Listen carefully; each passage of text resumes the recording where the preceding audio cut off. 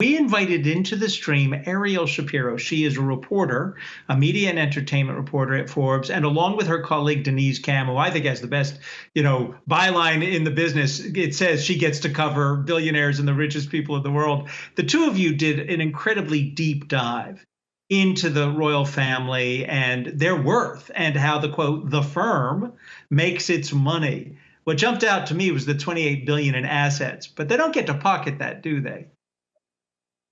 No, they don't. And thank you so much for having me on. So, yeah, the 28 billion is tied up in all kinds of assets that they technically own, but are not legally allowed to sell.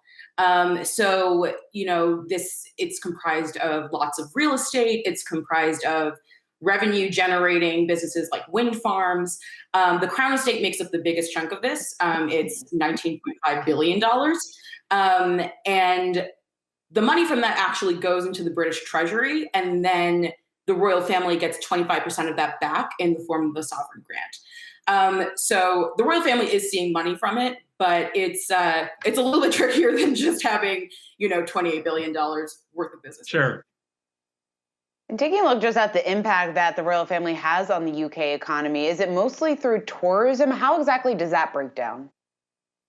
So tourism is obviously a really big part of it. In a non-pandemic year, they generate $2.7 billion worth in the economy. A lot of this tourism, but some of that is also media coverage.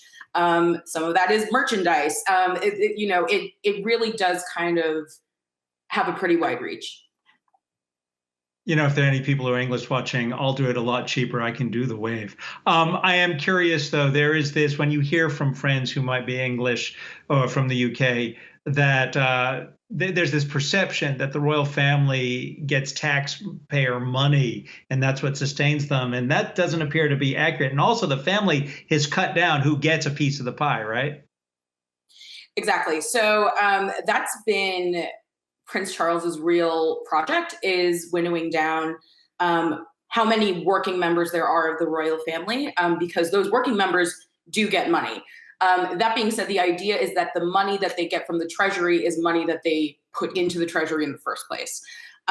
So part of the decision to control the number of family members who are official working members is really to kind of cut down on the perception that this wealthy family is just being lavished with British taxpayer money. So, but it's also a means of reputational control. Like, this business does not exist unless the people want them to be there, right? Like, Right. they need to maintain a certain public perception in order to keep that tourism going, in order to do certain things like issue royal warrants to brands within the UK, which can add a significant amount to their revenue once they have it.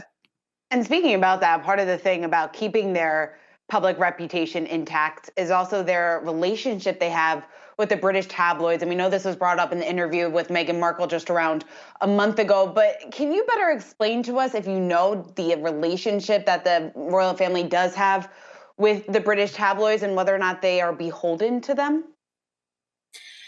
I can't speak quite as much to that. My understanding is that there's the firm in terms of the family itself, right? And then there's the operation around them.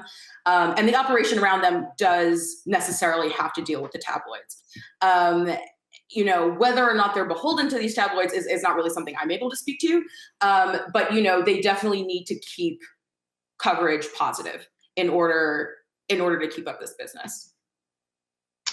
Gotta say thank you so much. But if you want to read, it's an incredibly well-written article. Ariel Shapiro is one of the reporters from Forbes, along with Denise Cam, who wrote this deep dive. It was just at the end of March you guys published this thing, and you can see just where the money is going to the royal family, how they generate it, and what they do with it. Ariel, all the best.